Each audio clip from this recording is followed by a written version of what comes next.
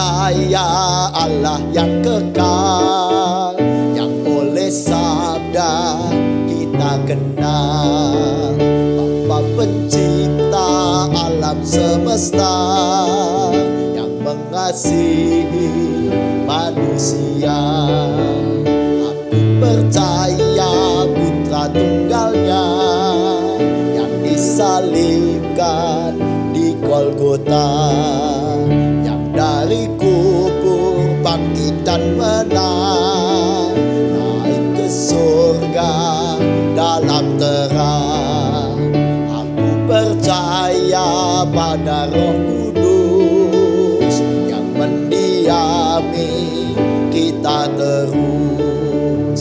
Aku percaya gereja yang esa, ku jadi suci di dalamnya.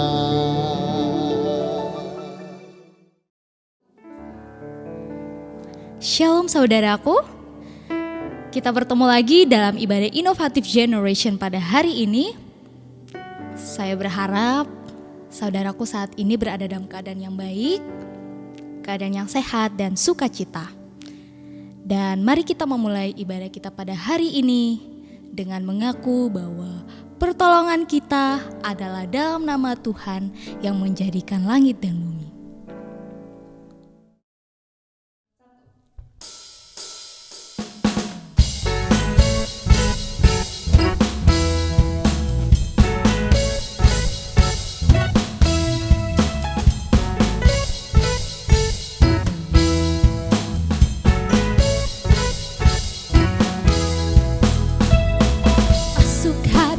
Dengan hati bersyukur memuji Dia, memuji Dia.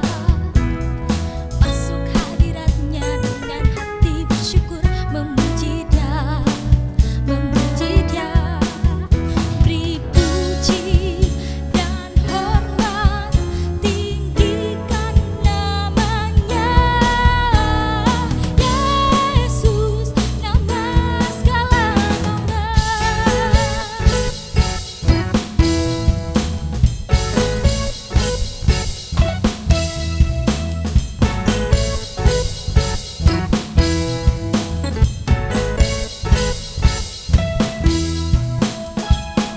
Masuk hadiratnya dengan hati bersyukur memuji Dia, memuji Dia. Masuk hadiratnya dengan hati bersyukur memuji Dia, memuji Dia.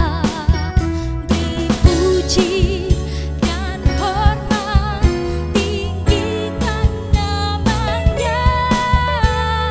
Yesus, nama segala nama. Beri puji dan hormat, tinggikan namanya. Yesus, nama segala nama.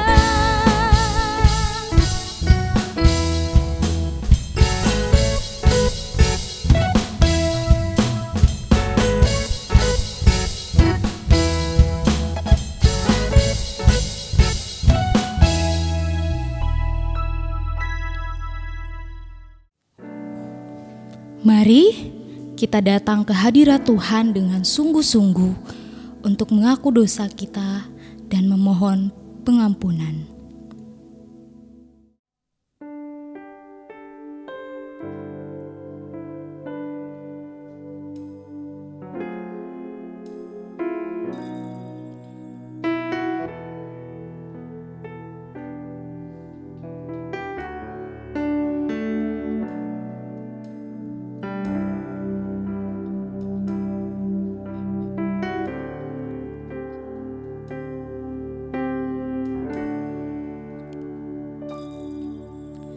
Saat ku masuk ke hadirat-Mu, bawa persembahan ke tempat kudus-Mu. Pujian ku naikkan, sembah ku berikan bagi-Mu Allah yang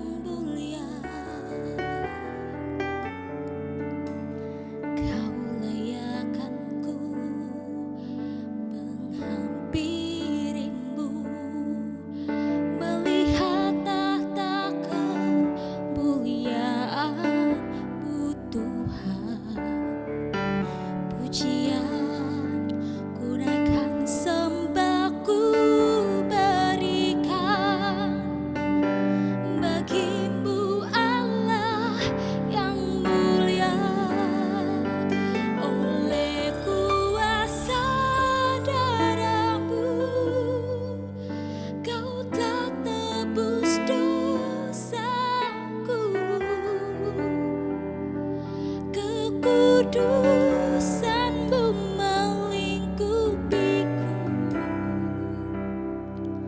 kasihmu mengalir memulihkan hidupku. Sungguh besar anugerahmu, kau selamatkan hidupku. Ku menjadi ciptaan yang baru oleh kuasa darah-Mu.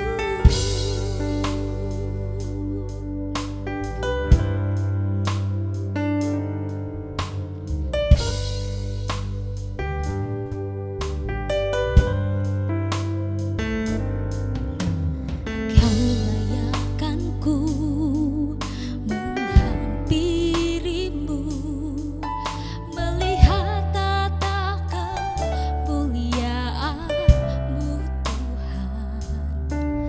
Pujian ku naikkan, sembah ku berikan bagimu Allah yang mulia. Oleh kuasa darah-Mu, kau telah tebus dosaku. Kekudusan-Mu melingkupiku, kasih-Mu mengalir memulihkan hidupku. Sungguh besar anugerahmu, kau selamatkan hidupku.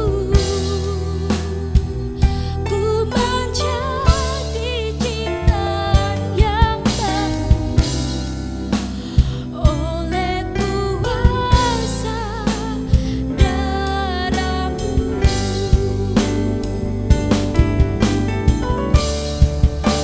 Oleh kuasa darah-Mu, kau telah tebus dosaku. Kekudusan-Mu melingkupiku, kasih-Mu mengalir memulihkan hidupku. Sungguh besar anugerahmu, kau selamatkan hidupku. Ku menjadi ciptaan yang baru oleh kuasa darah-Mu.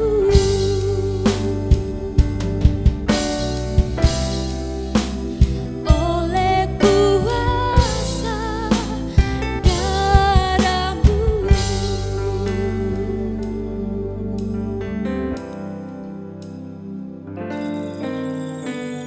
Tuhan, dengarlah dan ampunilah kami. Amin.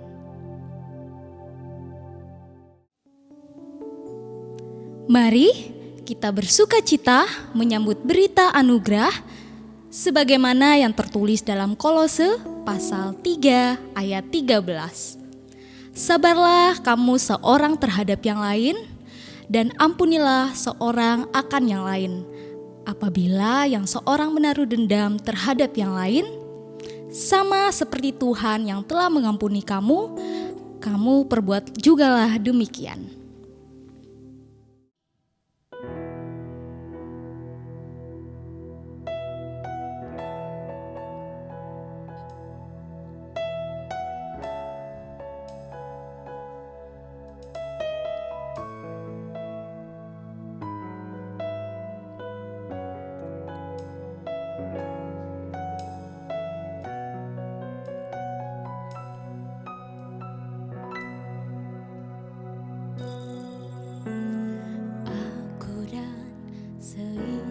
rumahku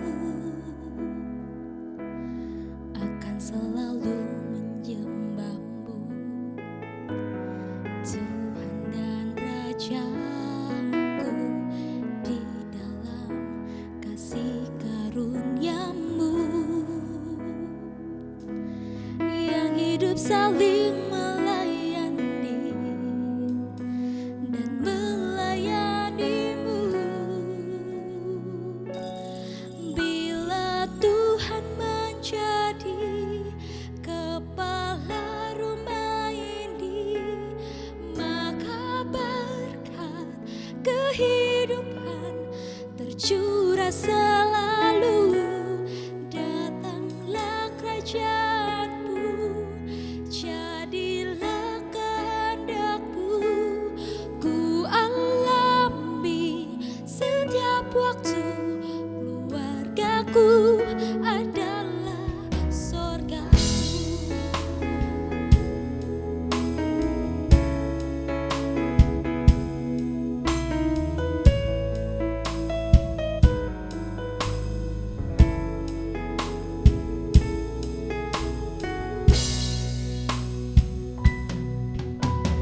Aku dan seisi rumahku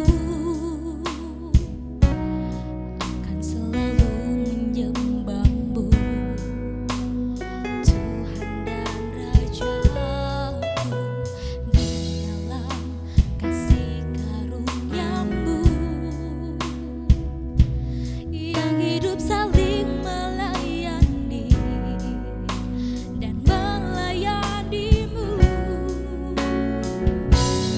Bila Tuhan menjadi kepala rumah ini, maka berkat kehidupan tercurah selalu. Datanglah kerajaanmu, jadilah kehendakmu. Ku alami setiap waktu, keluargaku adalah sorgamu.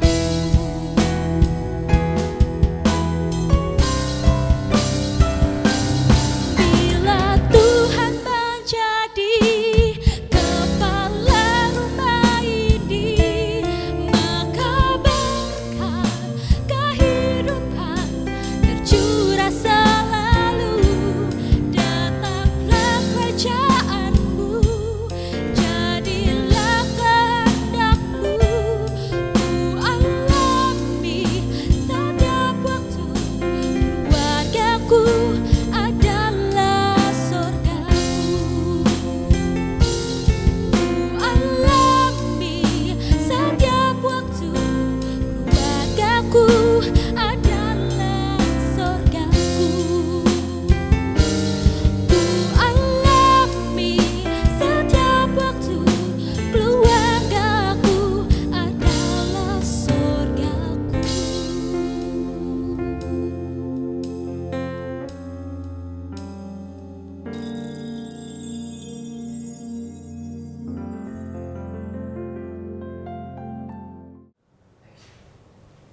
Mari kita memohon pertolongan Roh Kudus di dalam doa. Ya Allah Roh Kudus, sungguh kami memohon ketika kami membaca dan merenungkan sabda Tuhan, kiranya kami menemukan keindahan, kami menemukan sapaan, bahkan kami menemukan teguran yang dari Tuhan. Ajarlah kami melalui firman-Mu untuk mencermati isi hati kami, karena dari dalam hati kamilah terpancar kehidupan. Apa yang ada di dalam hati kami, itulah yang terbuahkan lewat keseharian kami. Kami sungguh memohon di dalam Kristus Yesus, firman yang hidup. Amin. Mari Bapak Ibu Saudara, kita bersama-sama membaca Surat Paulus kepada jemaat di Filipi. Surat Paulus kepada jemaat di Filipi, pasal 4 ayat 11 sampai dengan 12. Kukatakan ini bukanlah karena kekurangan, sebab aku telah belajar mencukupkan diri dalam segala keadaan. Aku tahu apa itu kekurangan dan aku tahu apa itu kelimpahan. Dalam segala hal dan dalam segala perkara, tidak ada sesuatu yang merupakan rahasia bagiku, baik dalam hal kenyang maupun dalam hal kelaparan, baik dalam hal kelimpahan maupun dalam hal kekurangan.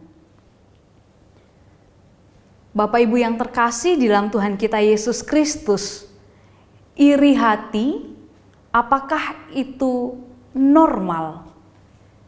Istilah normal di sini berarti apakah itu manusiawi, apakah itu berarti sungguh-sungguh merupakan bagian dari hal yang memang ada dalam diri manusia. Dan kalau itu normal, lalu bagaimana kita menghadapi sikap iri hati, perasaan iri hati itu? Lalu mungkin kita juga mulai berpikir apa kaitannya antara teks yang baru saja kita baca itu mengenai terima kasih dari Rasul Paulus kepada jemaat di Filipi atas pemberian mereka. Nah, saya ingin memulai dengan menampilkan beberapa slide sebagai berikut. Nah, dari slide pertama dan kedua ini Bapak Ibu terkasih, kita bisa melihat bahwa iri hati pada dampak yang paling terlihat adalah sangat-sangat merusak, yaitu bisa sampai pada mengakhiri kehidupan. Sebelum mengakhiri kehidupan, mungkin yang terlihat ialah merusak kehidupan.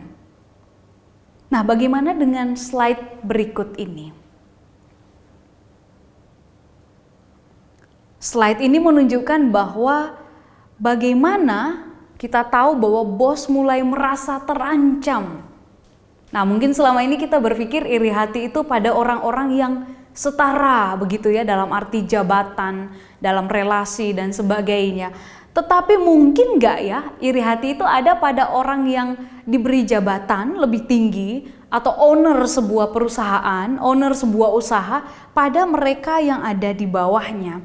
Memang sulit untuk menemukan kasusnya ya Bapak Ibu Saudara, tetapi kita bisa lihat bahwa iri hati itu bisa ada pada siapa saja dan mungkin juga pada mereka yang tidak setara. Nah, Bapak Ibu yang terkasih, iri hati itu ada di dalam hati setiap manusia.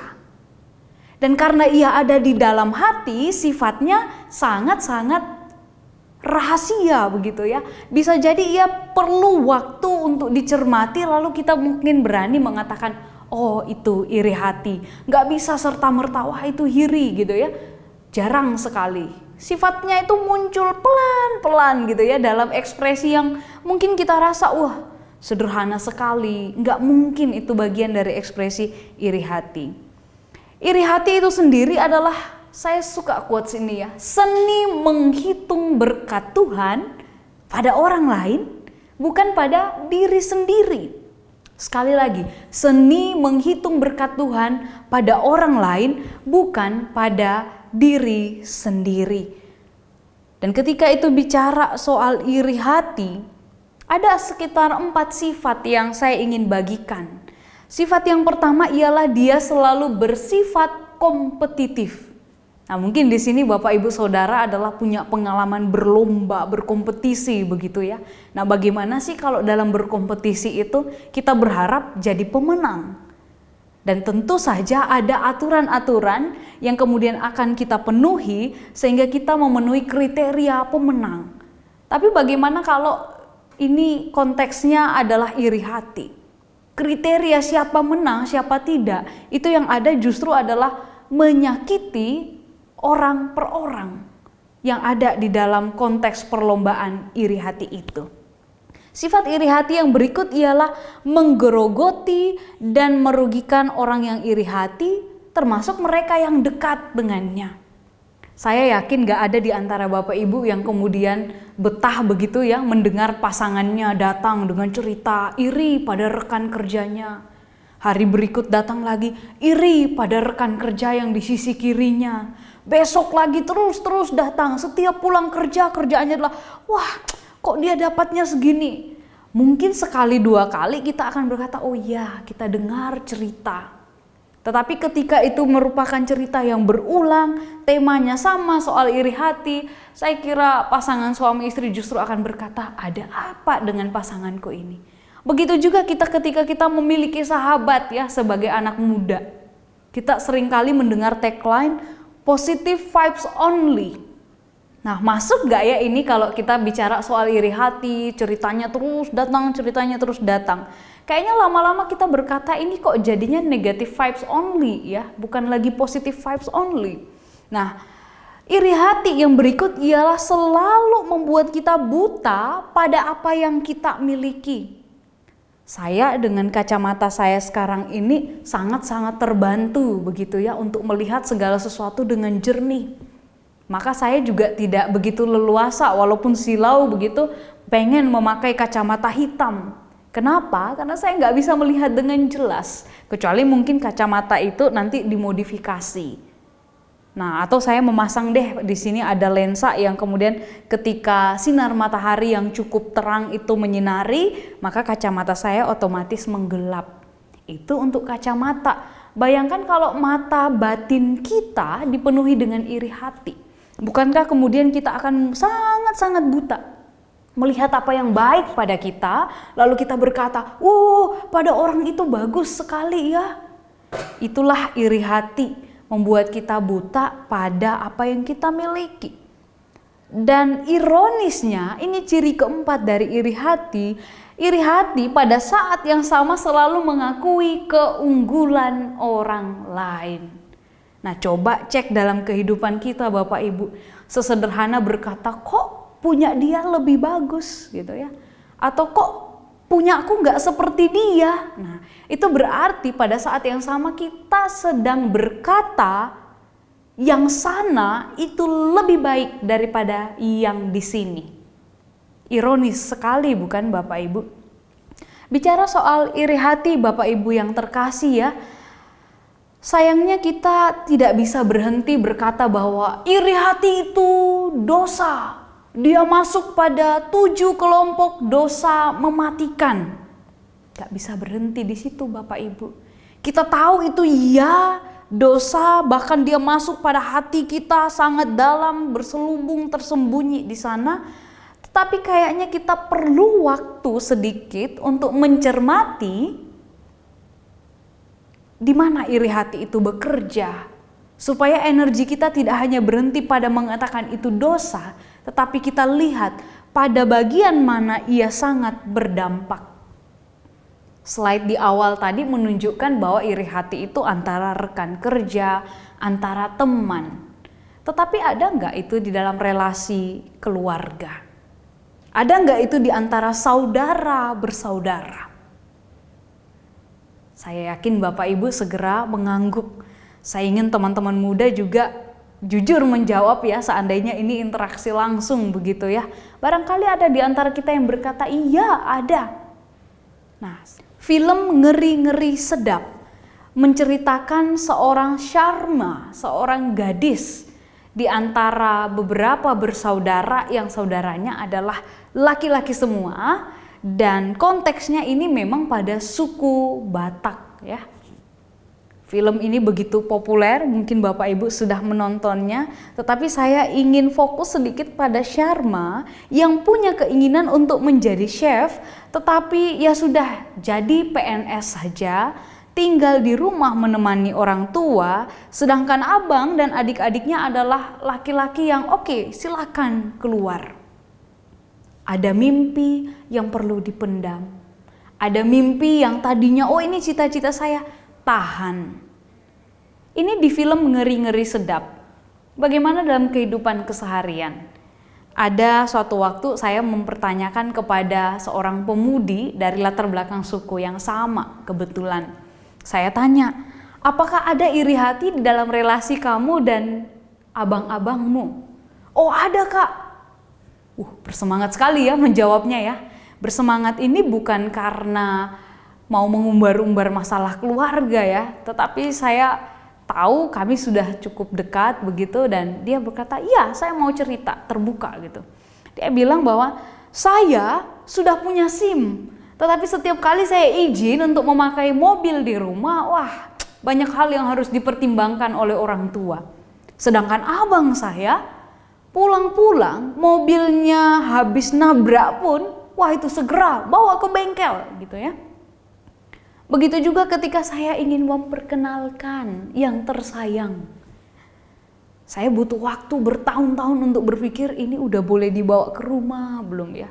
Sedangkan abang saya datang membawa orang yang baru saja jadian dengannya. Disambut dengan sukacita, bahkan keluarga bisa bilang, kasih seragam. Saya iri pada abang saya. Nah, Bapak Ibu Saudara yang terkasih, mungkin gak semua orang selantang itu menceritakan pengalamannya. Tetapi kalau kita telisik dalam kehidupan keluarga, dalam kehidupan saudara dengan saudara, mungkinkah iri hati ada terselip di sana? Dan kalau begitu jelas kita tahu bahwa iri hati ini tidak memandang hanya pada rekan, hanya pada teman, tetapi dia juga masuk di dalam relasi keluarga. Ada iri hati yang juga mungkin jarang kita amati, kita lihat, tetapi iri hati ini barangkali kalau boleh saya kasih istilah iri hati yang putih. Irinya dalam bentuk lirik lagu seperti di slide berikut ini.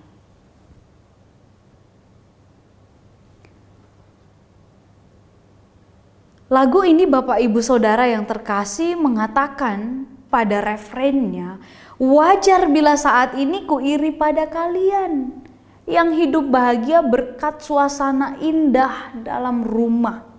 Hal yang selalu aku bandingkan dengan hidupku yang kelam, tiada harga diri agar hidupku terus bertahan.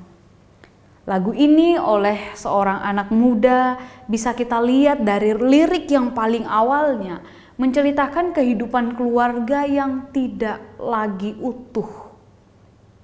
Kehidupan keluarga yang tidak seperti sebagaimana diharapkan oleh seorang anak di tengah keluarga. Ayah yang pergi. Dan terhadap sesamanya dia iri hati.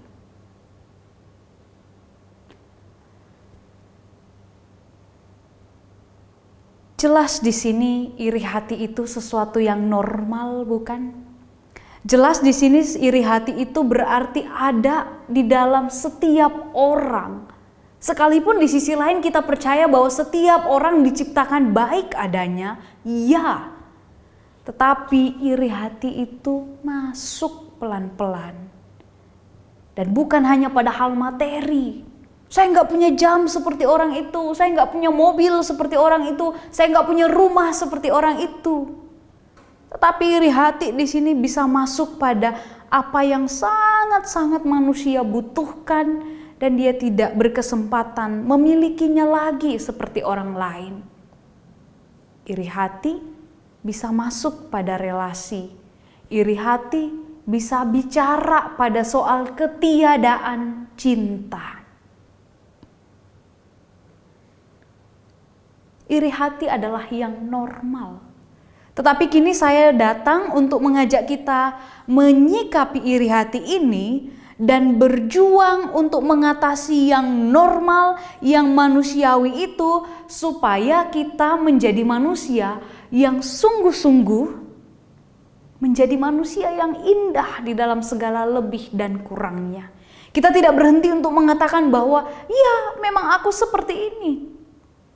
Tetapi di satu sisi kita melihat bahwa masalah iri hati pertama-tama ialah menggeser manusia itu sendiri menjadi benda yang bisa dikalkulasi, dikomparasi, ini atau ini mana yang lebih.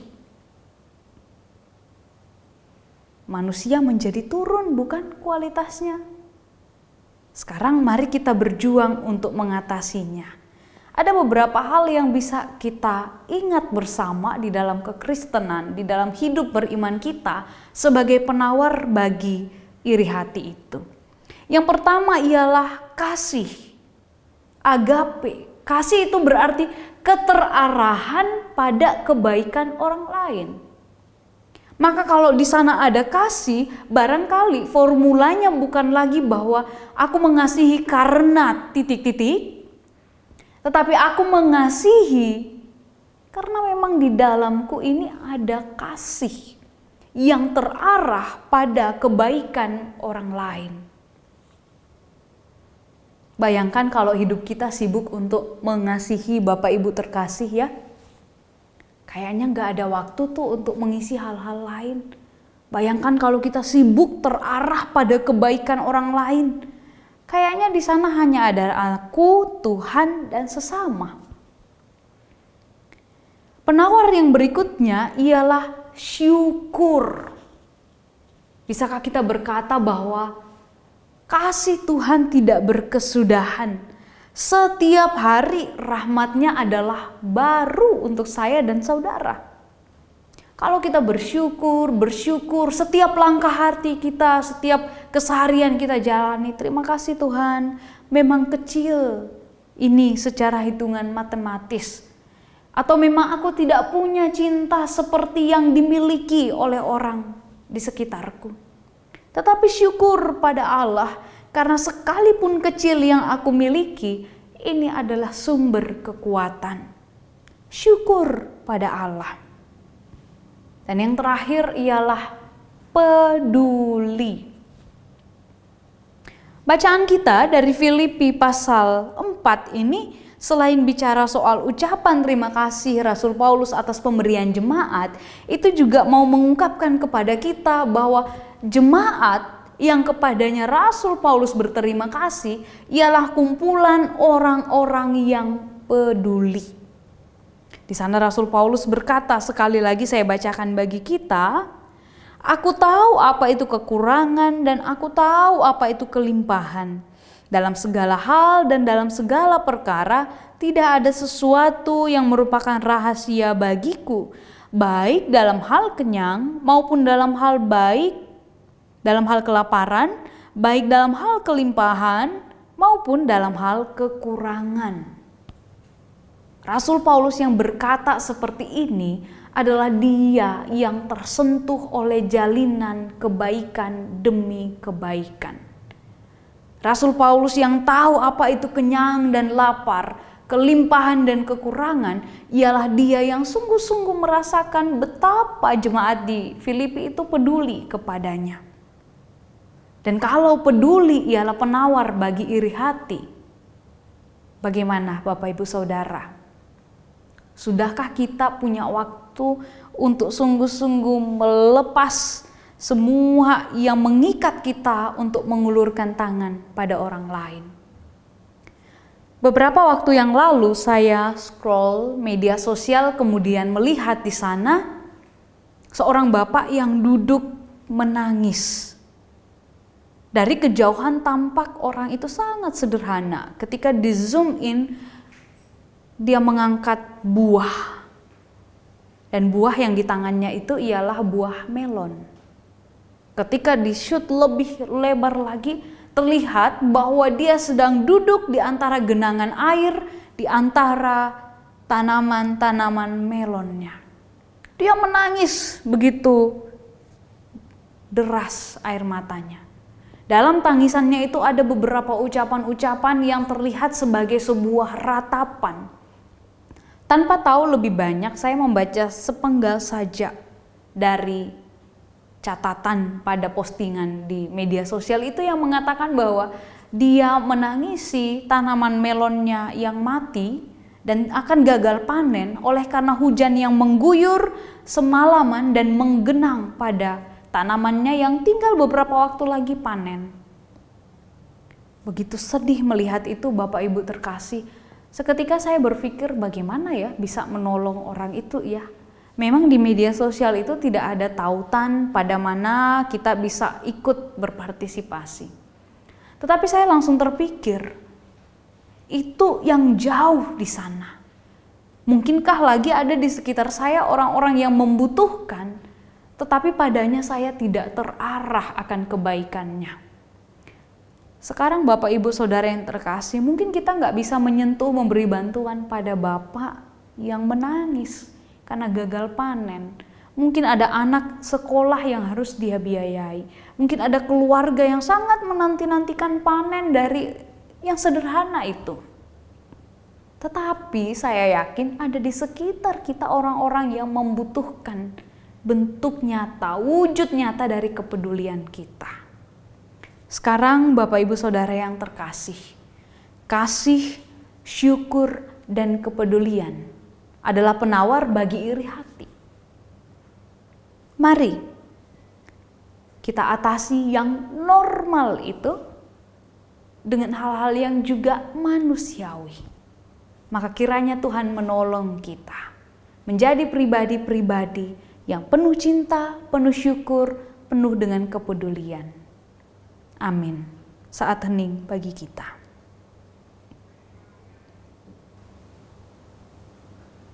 Penuhilah kami dengan cinta kasih-Mu ya Tuhan, supaya sungguh kami terus dikuatkan, terarah pada kebaikan orang lain.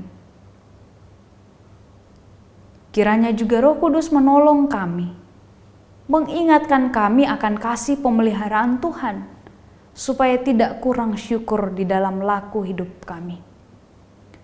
Dan juga kiranya kasih solidaritas Allah di dalam Kristus Yesus menginspirasi kami untuk sungguh-sungguh peduli pada kehidupan di sekitar kami.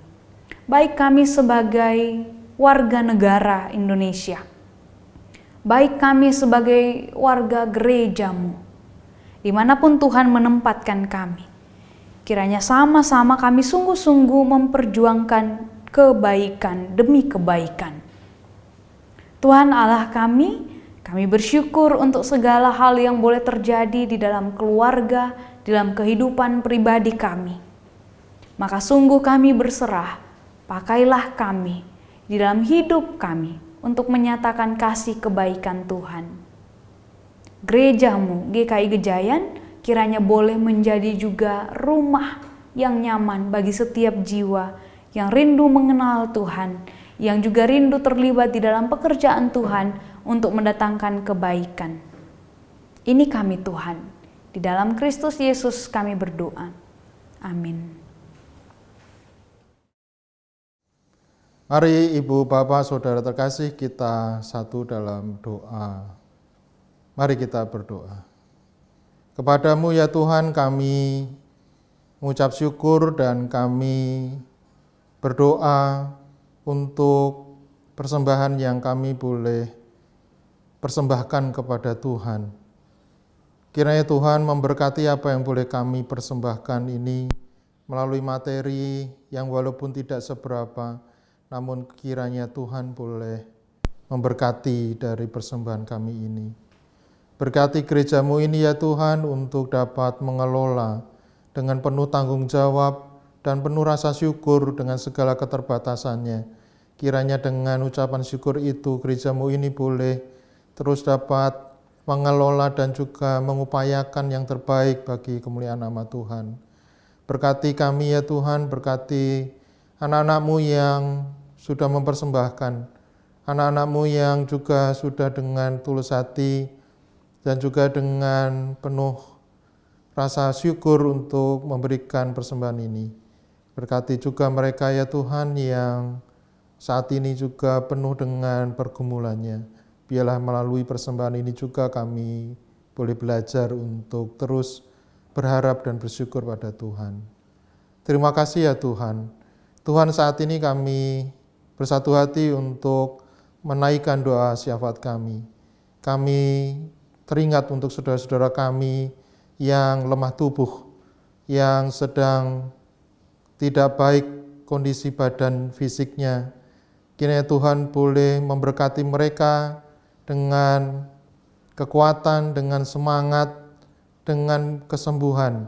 Biarlah juga dengan itu semua, mereka anak-anak Tuhan, keluarga besar mereka, boleh terus berharap dan terus boleh menaruhkan rasa pengharapan itu hanya pada Tuhan. Terima kasih ya Tuhan, karena kiranya juga Tuhan memberkati keluarga yang boleh mendampinginya, keluarga yang terus mendukungnya. Tuhan berkati mereka. Terima kasih Tuhan, kami juga menaikkan doa untuk gereja-Mu ini dengan segala pergumulannya. Kiranya Tuhan juga boleh menolong gereja ini dengan penuh rasa syukur bahwa apa yang boleh dipergumulkan terus menjadi pengharapan kepada Tuhan. Dan juga pengharapan itulah yang menguatkan setiap para aktivis, setiap pelayan Tuhan, setiap penatua, pendeta yang ada di gereja ini. terus untuk dapat memuliakan melalui pelayanan yang boleh dijalankan. Tuhan, kami juga berdoa untuk pemerintah kami, bangsa Indonesia ini yang dengan segala masalahnya, dengan segala perselisihan yang mungkin masih terus dirasakan. Kiranya Tuhan boleh terus menolong bangsa ini melalui para pimpinan kami, melalui para tokoh-tokoh bangsa ini. Kiranya Tuhan terus juga mendamaikan. Kiranya damai sejahtera Tuhan boleh membuat bangsa ini terus menjadi bangsa yang maju, bangsa yang terus dapat bersyukur pada Tuhan. Tuhan, kami juga ingin menyerahkan seluruh pergumulan kami masing-masing. Biarlah Tuhan sendiri yang terus menolong dan memimpin kami. Biarlah juga Tuhan yang terus memberkati setiap rencana kami. Biarlah semua itu hanya untuk kemuliaan nama Tuhan. Terima kasih ya Tuhan untuk doa kami ini yang boleh kami naikkan ke dalam kasih-Mu. Terima kasih ya Tuhan, dalam nama Yesus kami berdoa dan bersyukur. Amin. Mari kita mempersembahkan hidup kita bagi Tuhan dengan mengingat Roma pasal 12 ayat 1. Karena itu saudara-saudara, demi kemurahan Allah aku menasihatkan kamu supaya kamu mempersembahkan tubuhmu sebagai persembahan yang hidup, yang kudus dan yang berkenan kepada Allah. Itu adalah ibadahmu yang sejati.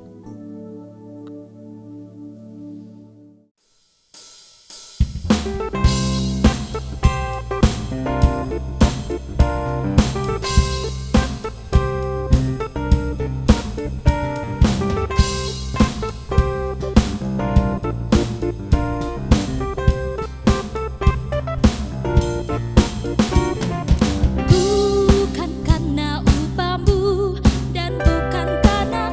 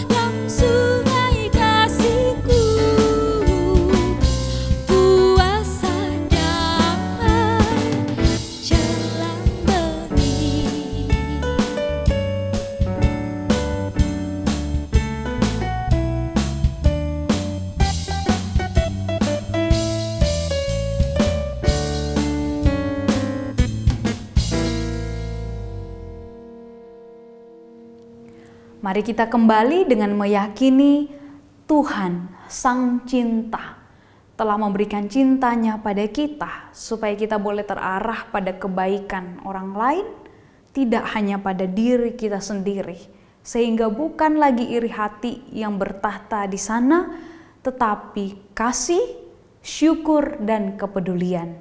Mari kita memohon berkat dari Tuhan.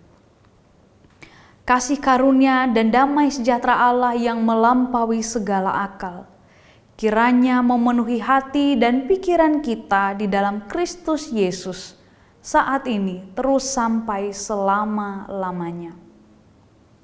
Amin.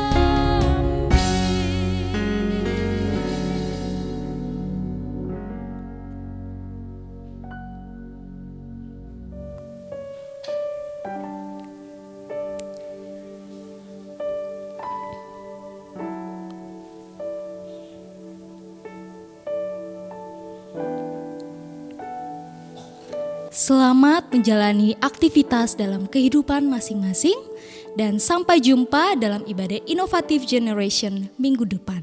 Tuhan Yesus memberkati.